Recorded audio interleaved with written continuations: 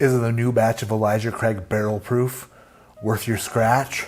Or should you leave it on the shelf and go buy a different son of a batch? Welcome back to ADHD Whiskey. My name is Matt. And today, we are pouring and swirling and nosing and tasting and scoring the brand new batch of Elijah Craig Barrel Proof. This is C922. Huge shout out to Ron L. Ron L, you glorious bugger. He gifted this bottle to the channel months before my big body would have ever seen this on a shelf. America. Same old spiel about Elijah Craig Barrel Proof. They release 3 batches every year. The A batch, the B batch, and the C batch. A, B, and C are the first, second, and third release of the year. These products have dropped in proof dramatically over the past couple years, and this one is elevated slightly from the past few releases, but still not to the level that we're used to from an Elijah Craig Barrel Proof. This one is still on the lower side, but slightly higher than the previous batches. This one comes in at 124.8 proof, so roughly 125 proof. And the side label, the very important side label, still says that the bourbon blended in this bottle is a minimum of 12 years old.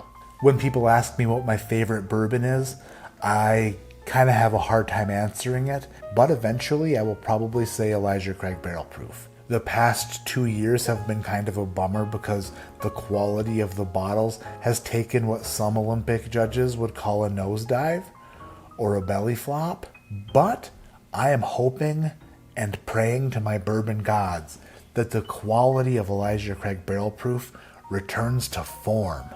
This is also one of the best bargains in bourbon at about $70 for a 12-year-old barrel strength bourbon whiskey from one of the best distilleries in Kentucky. So I can't complain too much. Even if the quality has dropped, it's still a very quality, very bangin' bargain bourbon, if that makes sense. They say Elijah Craig is the father of bourbon, and if I ever met the father of bourbon, I'd probably give him an SJ, kind of like I'm giving him an SJ right now.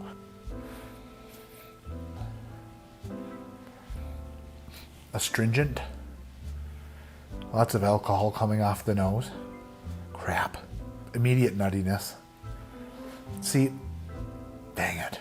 The Elijah Craig Barrel Proof batches from 2020 and earlier did not have this nutty profile. Heaven Hill is known for a nutty profile, but as their bourbon ages, that nuttiness kind of ages out of their bourbon. Maybe they were using like 14 or 15-year-old bourbon before, and now they're just using 12-year-old stuff. I don't know. But something changed where now all of them, mostly all of them, have that nuttiness that isn't ideal. The nose isn't bad. This isn't a bad nose, but this used to smell like old rick house and barrel char and brown sugar and dark fruits. There's a little bit of toffee, a little bit of nut, like a peanut, almost like a powdered peanut, like PB2.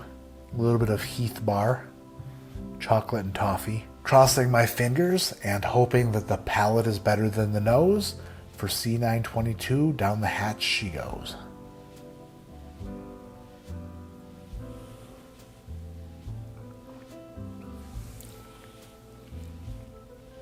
Ooh. Good news. Seemingly the palate is better than the nose. This is drinking like a cherry Coke on steroids, like D-ball and tren and testosterone replacement therapy and human growth hormone. I only wish that the finish was blood doping so that it would last longer, but it's still a quality finish. I do like this. Second sip is also known as the truth teller because it tells the truth. First sip, can't trust it. First sip is a liar sometimes. So let's go in for the truth sip. Down the hatch. I can live with that. I can definitely live with that. Some strawberry fruit leather is definitely on there. Some strawberry fruit leather, some vanilla, definite brown sugar, barrel char on the finish. The oak is mixed and balanced really well with the other flavors. Man, I love Elijah Craig Barrel Proof, and this one is good. This is a good one. third sip, and I am enjoying it a lot. I did pick up a little bit of bitterness on the back of the palate, but nothing to like throw a fit about. I'm not gonna like write a letter or anything that I won't ever mail out. But I'm just gonna mention that I do pick up a little bit of astringency and a little bit of bitterness on the back of the palate. I don't like to take price into consideration. I just like to score the whiskey on experience. But it's really difficult to taste something this good and give it a score that's not a great score when you know that you can get a bottle of this for under $100.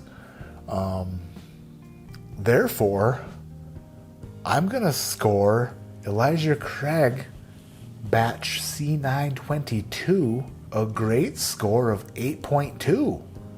8.2 tonight for Elijah Craig Barrel Proof C922. It is a great bourbon. People's palates are so different, and what they expect and what they enjoy are just so much different than me or other people. You're going to see mixed reviews on all these batches. But for me personally, somebody who loves Elijah Craig Barrel Proof, this one is definitely a buy. If you normally pick up Elijah Craig Barrel Proofs, I would say that this is no different. Don't skip this one. This is a very good one. If you're into this sort of thing, if this is your jam, if this is your bag, baby, if this is right up your alley or directly up your ass, like it is mine, then I would say that this C922 is a buy. Bye. If you've made it this far in the video, please hit the subscribe button, hit the thumbs up if you like the content, leave a comment below. What is your favorite batch of Elijah Craig Barrel Proof in the years 2021 and 2022? I just kind of want to get a feel for what people enjoy. 2020 and earlier were just different, a different animal, like a racougar. You know what I mean? A racougar is like a gigantic raccoon with cat-like reflexes that waits till the middle of the night to knock over your garbage cans and eat all of your garbage and leftover Hardee's. It's a racougar.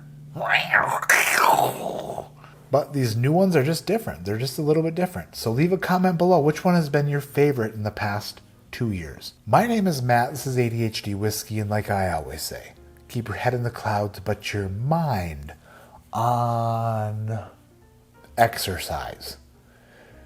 Because I need to start exercising a lot. I haven't been doing what I need to do. I've been losing weight slowly, but like I need to do more to make myself healthier. But every time I get on the floor to do a push-up, taking a nap on the floor just seems so much easier. So much easier. But I think I'm gonna give the push-ups a shot again. Maybe get a gym membership. Don't want to push it too far. Maybe I'll just go up and down the stairs a few more times. Maybe I will dream about swimming. That's gotta burn some calories. I don't know. But as I'm on this weight loss journey, I'm starting to think about exercise more. And I've been telling my wife we should exercise in the bedroom a little bit more, if you know what I mean. And she's what some doctors would consider to be totally on board, if that doctor was a pathological liar.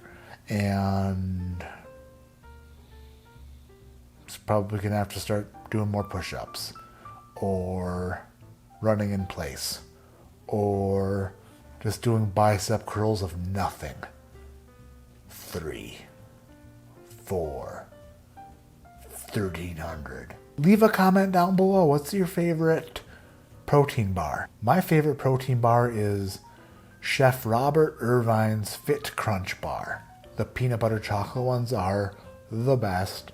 So tell me down below which ones you like. Do you like the One Bar, the Quest Bar, the Fit Crunch Bar, the Power Crunch Bar, the Met RX Bar, the Level 1 Bar, the Cliff Bar, the Cliff Mojo Bar, the Cliff Builders Bar, Pure Protein Bar, RX Bar, the Kind Bar, the Aloha Bar, the IQ Bar, the Vital Performance Bar, the Think Bar, the Lean Bar, whatever Joe Rogan is selling? I don't know. Just tell me down below what's your favorite.